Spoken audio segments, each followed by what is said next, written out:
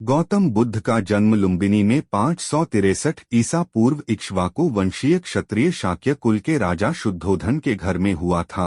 उनकी मां का नाम महामाया था, जो कोलीय वंश से थीं, जिनका इनके जन्म के 7 दिन बाद निधन हुआ। उनका पालन महारानी की छोटी सगी बहन महाप्रजापति गौतमी ने किया। 29 वर्ष की आयु में सिद्धार्थ विवाहोपरांत एकमात्र प्रथम नवजात शिशु राहुल और धर्मपत्नी यशोधरा को त्याग कर संसार को जन्म मरण दुखों से मुक्ति दिलाने के मार्ग एवं सत्य दिव्य ज्ञान की खोज में रात्रि में राजपाठ का मोह याग कर वन की ओर चले गए। वर्षों की कठोर साधना के पश्चात बोध गया बिहार में बोधि वृक्ष के नीचे उन्हें ज्ञान की प्राप्ति हुई और वे सिद्धार्थ गौतम से भगवान बुद्ध बन गए। अनेकानेक इतिहासकार मानते हैं कि भारतीय तिथिक्रम, वंशावलियों और पुरातत्व के अनुसार बुद्ध निर्वाण की यही तिथि सिद्ध होती है। जीवन वृत्त। इनका जन्म 563 ईस्वी पूर्व के बीच शाक्य गणराज्य की तत्कालीन राजधानी कपिलवस्तु के निकट लुम्बिनी में हुआ था, जो नेपाल में है। लुम्बिनी वन नेपाल के तराई क्षेत्र में कपिलवस्तु और देवदह के बीच नौतनवा स्टेशन से 8 मील दूर पश्चिम में रुक्मिंदेई नामक स्थान के पास स्थित था। कपिलवस्तु की महारानी महामाया देवी के अपने नैहर देवदह जाते हुए रास्ते में प्रसव पीड़ा हुई और वहीं उन्होंने एक बालक को जन्म दिया। शिशु का नाम सिद्धार्थ रखा गया। गौतम गोत्र में जन्म लेने के कारण वे गौतम भी कहलाए। क्षत्रिय राजा शुद्धोधन उनके पिता थे। परंपरागत कथा के अनुसार सिद्धार्थ की माता का उनके जन्म के 7 दिन बाद निधन हो गया था। उनका पालन पोषण उनकी मौसी और शुद्धोधन की दूसरी रानी महाप्रजापति गौतमी ने किया। शिशु का नाम सिद्धार्थ दिया गया, जिसका अर्थ है वह जो सिद्धि प्राप्ति के लिए जन्मा हो। जन्म समारोह के दौरान साधु दृष्टा आसित ने अपने पहाड़ के निवास से घोषणा की, ये बच्चा या तो एक महान राजा या एक महान पवित्र पथ प्रदर्शक बनेगा। शुद्धोधन ने 5वें दिन एक नामकरण समारोह आयोजित किया और 8 ब्राह्मण विद्वानों को भविष्य पढ़ने के लिए आमंत्रित किया। सभी ने एक सी दोहरी भविष्यवाणी की कि बच्चा या तो एक महान राजा या एक महान पवित्र आदमी बनेगा। दक्षिण मध्य नेपाल में स्थित लुम्बिनी में उस स्थल पर महाराज अशोक ने 3री शताब्दी ईसा पूर्व बुद्ध के जन्म की स्मृति में एक स्तंभ बनवाया था। बुद्ध का जन्म दिवस व्यापक रूप से थेरावदा देशों में मनाया जाता है। सिद्धार्थ का मन बचपन से ही करुणा और दया का स्रोत था। इसका परिचय उनके आरंभिक जीवन की अनेक घटनाओं से पता चलता है। घुड़दौड़ में जब घोड़े दौड़ते और उनके मुंह से झाग निकलने लगता तो सिद्धार्थ उन्हें थका जानकर वहीं रोक देता और जीती हुई बाजी हार जाता। खेल में भी सिद्धार्थ को खुद हार जाना पसंद था, क्योंकि किसी को हराना और किसी का दुखी होना उससे नहीं देखा जाता था। सिद्धार्थ ने चचेरे भाई देवदत्त द्वारा तीर से घायल किए गए हंस की सहायता की और उसके प्राणों की रक्षा की। शिक्षा एवं विवाह। सिद्धार्थ ने गुरु विश्वामित्र के पास वेद और उपनिषद को तो पढ़ा ही, राजकाज और युद्ध विद्या की भी शिक्षा ली। कुश्ती, घुड़दौड़, तीरकमान, रथ हाँकने में कोई उसकी बराबरी नहीं कर पाता। 16 वर्ष की उम्र में सिद्धार्थ का विवाह कन्या यशोधरा के साथ हुआ। पिता द्वारा ऋतुओं के अनुरूप बनाए गए वैभवशाली और समस्त भोगों से युक्त महल में वे यशोधरा के साथ रहने लगे, जहां उनके पुत्र राहुल का जन्म हुआ। लेकिन विवाह के बाद उनका मन वैराग्य में चला और सुख शांति के लिए उन्होंने अपने परिवार का त्याग कर दिया। राजा शुद्धोधन ने सिद्धार्थ के लिए भोगविलास का भरपूर प्रबंध कर दिया। 3 ऋतुओं के लायक 3 सुंदर महल बनवा दिए। वहां पर नाच गान और मनोरंजन की सारी व्यवस्था जुटा दी गई। दास दासी उसकी सेवा में रख दिए गए। पर ये सब चीजें सिद्धार्थ को संसार में बांधकर नहीं रख सकीं। वसंत ऋतु में एक दिन सिद्धार्थ बगीचे की सैर पर निकले। उन्हें सड़क पर एक बूढ़ा आदमी दिखाई दिया। उसके दांत टूट गए थे, बाल पक गए थे, शरीर टेढ़ा हो गया था। हाथ में लाठी पकड़े धीरे धीरे कांपता हुआ वह सड़क पर चल रहा था। दूसरी बार कुमार जब बगीचे की सैर को निकला तो उसकी आंखों के आगे एक रोगी आ गया। उसकी सांस तेजी से चल रही थी, कंधे ढीले पड़ गए थे, बाहें सूख गई थीं, पेट फूल गया था, चेहरा पीला पड़ गया था। दूसरे के सहारे वह बड़ी मुश्किल से चल पा रहा था। तीसरी बार सिद्धार्थ को एक अर्थी मिली। 4 आदमी उसे उठाकर लिए जा रहे थे। पीछे पीछे बहुत से लोग थे। कोई रो रहा था, कोई छाती पीट रहा था, कोई अपने बाल नोच रहा था। इन दृश्यों ने सिद्धार्थ को बहुत विचलित किया। उन्होंने सोचा कि धिक्कार है जवानी को जो जीवन को सोख लेती है, धिक्कार है स्वास्थ्य को जो शरीर को नष्ट कर देता है, धिक्कार है जीवन को जो इतनी जल्दी अपना अध्याय पूरा कर देता है। क्या बुढ़ापा, बीमारी और मौत सदा इसी तरह होती रहेगी?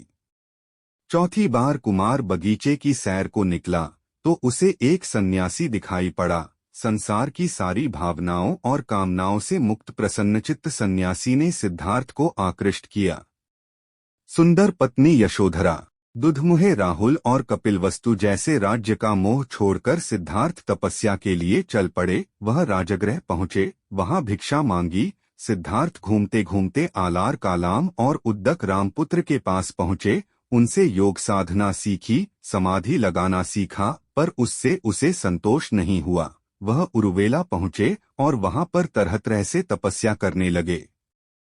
सिद्धार्थ ने पहले तो केवल तिल चावल खाकर तपस्या शुरू की, बाद में कोई भी आहार लेना बंद कर दिया। शरीर सूखकर कांटा हो गया।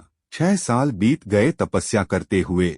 सिद्धार्थ की तपस्या सफल नहीं हुई। शांति हेतु बुद्ध का मध्यम मार्ग। एक दिन कुछ स्त्रियां किसी नगर से लौटती हुई वहां से निकलीं, जहां सिद्धार्थ तपस्या कर रहे थे।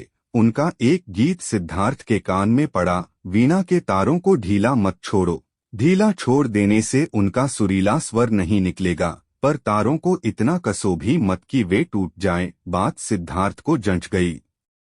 वह मान गए कि नियमित आहार विहार से ही योग सिद्ध होता है। अति किसी बात की अच्छी नहीं। किसी भी प्राप्ति के लिए मध्यम मार्ग ही ठीक होता है और इसके लिए कठोर तपस्या करनी पड़ती है। ज्ञान की प्राप्ति बुद्ध के प्रथम गुरु आलार कालाम थे, जिनसे उन्होंने संन्यास काल में शिक्षा प्राप्त की। 35 वर्ष की आयु में वैशाखी पूर्णिमा के दिन सिद्धार्थ पीपल वृक्ष के नीचे ध्यानस्थ थे। बुद्ध ने बोधगया में निरंजना नदी के तट पर कठोर तपस्या की तथा सुजाता नामक लड़की के हाथों खीर खाकर उपवास तोड़ा। समीपवर्ती गांव की एक स्त्री सुजाता को पुत्र हुआ। वह बेटे के लिए एक पीपल वृक्ष से मन्नत पूरी करने के लिए सोने के थाल में गाय के दूध की खीर भरकर पहुंची। सिद्धार्थ वहां बैठा ध्यान कर रहे थे। उसे लगा कि वृक्ष देवता ही मानो पूजा लेने के लिए शरीर धरकर बैठे हैं। सुजाता ने बड़े आदर से सिद्धार्थ को खीर भेंट की और कहा, जैसे मेरी मनोकामना पूरी हुई उसी तरह आपकी भी हो। उसी रात को ध्यान लगाने पर सिद्धार्थ की साधना सफल हुई। उसे सच्चा बोध हुआ। तभी से सिद्धार्थ बुद्ध कहलाए। जिस पीपल वृक्ष के नीचे सिद्धार्थ को बोध मिला वह बोधिवृक्ष कहलाया और गया का समीपवर्ती वह स्थान बोध गया। धर्म चक्र परिवर्तन। वे 80 वर्ष की उम्र तक अपने धर्म का संस्कृत के बजाय उस समय की सीधी सरल लोक भाषा पाली में प्रचार करते रहे। उनके सीधे सरल धर्म की लोकप्रियता तेजी से बढ़ने लगी। 4 सप्ताह तक बोधिवृक्ष के नीचे रहकर धर्म के स्वरूप का चिंतन करने के बाद बुद्ध धर्म का उपदेश करने निकल पड़े। आषाढ़ की पूर्णिमा को वे काशी के पास मृगदाव पहुँचे, जो आज के सारनाथ नाम से जाना जाता है। वहीं पर उन्होंने सर्वप्रथम धर्मोपदेश दिया और प्रथम 5 मित्रों को अपना अनुयायी बनाया और फिर उन्हें धर्म प्रचार करने के लिए भेज दिया। महाप्रजापति गौतमी को सर्वप्रथम बौद्ध संघ में प्रवेश मिला। आनंद बुद्ध का प्रिय शिष्य था। बुद्ध आनंद को ही संबोधित करके अपने उपदेश देते थे। महापरिनिर्वाण। पाली सिद्धांत के महापरिनिर्वाण सूत्र के अनुसार 80 वर्ष की आयु में बुद्ध ने घोषणा की कि वे जल्द ही परिनिर्वाण के लिए रवाना होंगे। बुद्ध ने अपना आखिरी भोजन, जिसे उन्होंने कुंडा नामक एक लोहार से एक भेंट के रूप में प्राप्त किया था, जिसके कारण वे गंभीर रूप से बीमार पड़ गए। बुद्ध ने अपने शिष्य आनंद को निर्देश दिया कि वह कुंडा को समझाए कि उसने कोई गलती नहीं की है। उन्होंने कहा कि यह भोजन अतुल्य है। उपदेश। भगवान बुद्ध ने लोगों को मध्यम मार्ग का उपदेश दिया। उन्होंने दुख, उसके कारण और निवारण के लिए अष्टांगिक मार्ग सुझाया। उन्होंने अहिंसा पर बहुत जोर दिया है। उन्होंने यज्ञ और पशु बलि की निंदा की। बुद्ध के उपदेशों का सार इस प्रकार है। महात्मा बुद्ध ने सनातन धर्म के कुछ संकल्पनाओं का प्रचार किया, जैसे अग्निहोत्र तथा गायत्री मंत्र, ध्यान तथा अंतर्दृष्टि, मध्यमार्ग का अनुसरण, 4 आर्य सत्य, अष्टांग मार्ग, बौद्ध धर्म एवं संघ। बुद्ध के धर्म प्रचार से भिक्षुओं की संख्या बढ़ने लगी। बड़े बड़े राजा महाराजा भी उनके शिष्य बनने लगे। भिक्षुओं की संख्या बहुत बढ़ने पर बौद्ध संघ की स्थापना की गई। बाद में लोगों के आग्रह पर बुद्ध ने स्त्रियों को भी संघ में ले लेने के लिए अनुमति दे दी। यद्यपि इसे उन्होंने उतना अच्छा नहीं माना। भगवान बुद्ध ने बहुजन हिताय लोक कल्याण के लिए अपने धर्म का देश विदेश में प्रचार करने के लिए भिक्षुओं को इधर उधर भेजा। अशोक आदि सम्राटों ने भी विदेशों में बौद्ध धर्म के प्रचार में अपनी अहम भूमिका निभाई। मौर्य काल तक आते आते भारत से निकलकर बौद्ध धर्म चीन, Japan, Korea, Mongolia, Burma, Thailand, Hind, Sri Lanka आदि में फैल चुका था। इन देशों में बौद्ध धर्म बहुसंख्यक धर्म है। दोस्तों, उम्मीद करता हूँ कि ये कहानी आपको अच्छी लगी होगी, तो मेरे चैनल को सब्सक्राइब करें और घंटी के बटन को दबाएं।